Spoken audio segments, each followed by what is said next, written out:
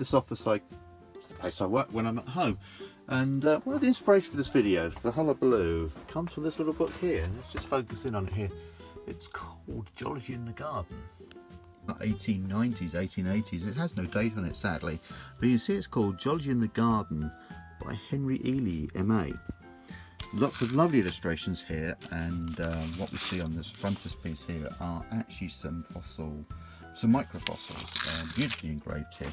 But if we turn to the back of the book, here is a plate of fossils preserved in flint. We see a sea urchin, some sea urchin spines and some sponges, rather typical of what you would find in southern England. So over the years I've had plenty of opportunity to travel through work and through holidays, and these are some things that are hanging around in the office still. It's a nice little piece of granite there, picked up on a beach in Denmark about 20 odd years ago, and a lovely piece of banded flint all the way from Morocco there. I guess almost inevitably in your back garden you will find bits of stone that you've brought into the house for whatever reason. And here's a piece of flagstone, bought at B&Q, heaven knows where it's from. And this interesting banded rock here, quartz, again purchased from B&Q. Here's a rock I found many years ago in Cornwall whilst on holiday. I couldn't resist it. You can see here how contorted this rock is. This was a piece of rock that's been compressed, probably as a formation of the original Atlantic Ocean millions and millions of years ago, when parts of Europe started to be squeezed up into forming the landmass that we have today. From the Isle of Wight. This is a piece of pyrite picked up on the beach by one of the grandchildren. Nice bubbly lumps of pyrite, insisted on bringing it home. Ends up in the back garden. An interesting pebble I've got lying in the garden. This is from northern Scotland. Now this is a pebble from the Devonian. It actually was a pebble then, so it's a much older rock. The way we can tell that it's from the Devonian is, well, it came from Devonian age rocks, but you can see the red staining here all over the quartz that's shot through this piece of stone here, and the red staining has come from being included in the desert environment. Memento from a holiday in Lyme Regis, again probably a long time ago. It's a fossil Nautilus called Cynoceros. Here you can see the chambers and you might just be able to see the crystals that are growing. It's growing very dirty, needs a good wash, and here's some of the original shell preserved here. And so this is a Nautilus shell from the early Jurassic.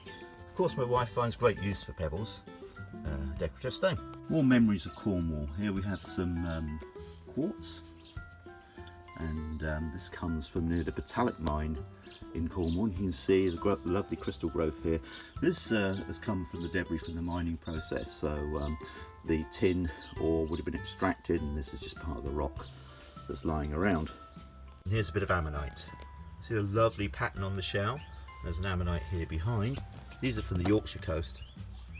There's an ammonite, and what you're seeing here on this one here is the suture of the ammonite. So that's the pattern formed on the inside of the shell where the chambers join the inside wall of the shell. Quite pretty stable pebbles. And here, the big fossil oyster picked up on the beach from Shanklin. This is a lower Cretaceous oyster from the Isle of Wight, and it's going to be around about 110 million years old. Garden centre find this one. It's a piece of tiger's eye in the rough. You can see the banding here in the rock.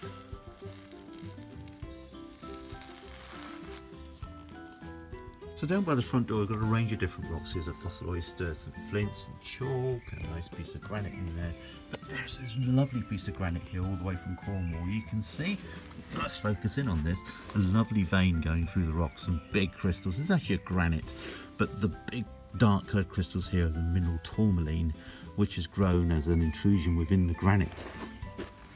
Going around to the other side, there's another piece of granite, another piece of Cornish rock here, lovely dark basic igneous rock with a lovely vein of quartz running through the middle there, and some ammonites here as well. And now for something very local. This is a piece of Bembridge Limestone from the Isle of Wight. Here we see some fossil shells, pond snails, just like the ones you'd find in your pond today.